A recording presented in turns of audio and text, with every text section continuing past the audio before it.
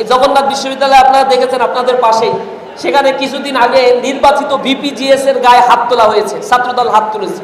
কেন হাত তুলেছে? ইনকিলাব মঞ্চের একটা প্রোগ্রাম, হাদির যে প্ল্যাটফর্ম, শহীদ হাদির ইনকিলাব মঞ্চের প্ল্যাটফর্ম থেকে প্রতিবাদ জানানো হয়েছে। ইউজিসি চেয়ারম্যান জগন্নাথ বিশ্ববিদ্যালয়ে ঘুরতে আসছে, একটা প্রোগ্রাম করতে আসছে, সেইখানে ইনকিলাব মঞ্চের ছেলেমেয়েরা ওইখানে গিয়েছে প্ল্যাকার্ড দিয়ে, বলছে আমাদের বিশ্ববিদ্যালয়ে 20 বছরের ইতিহাসে একটা থাকার জায়গা ছেলেদের জন্য নাই, আমাদের থাকার জায়গা হবে। 10,000 কোটি টাকা সরকার বাজেট দেওয়ার কথা, এই বাজেটের টাকা কিভাবে ব্যয় করা হবে এ ব্যাপারে স্টুডেন্টদের কথা হচ্ছে বাজেটের টাকা ব্যয় করবে সেনাবাহিনী। এটা আবার মানবে না ভিসি, আর এটা মানতে চায় না তথাকথিত সরকারি দলের ছাত্র সংগঠন।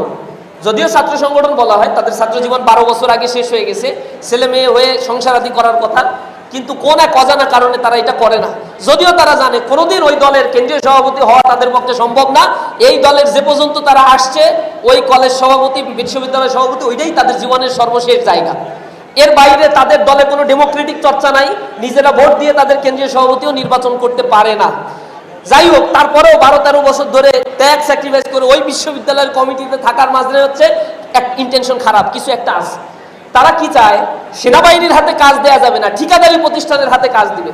তো ঠিকাদারি প্রতিষ্ঠানের যাদের লাইসেন্স আছে তাদের সাথে কোলাবোরেশন করে ওই কাজটা পাইয়ে দিয়ে এখানে 10%, 20% খাওয়ার একটা বন্দোবস্ত আছে। এখন ছাত্র সংগঠনে থাকা অবস্থায় যদি 10-12 কোটি টাকা খাওয়া যায়, এটা কি খারাপ? 10,000 কোটি টাকা থেকে 1,000 কোটি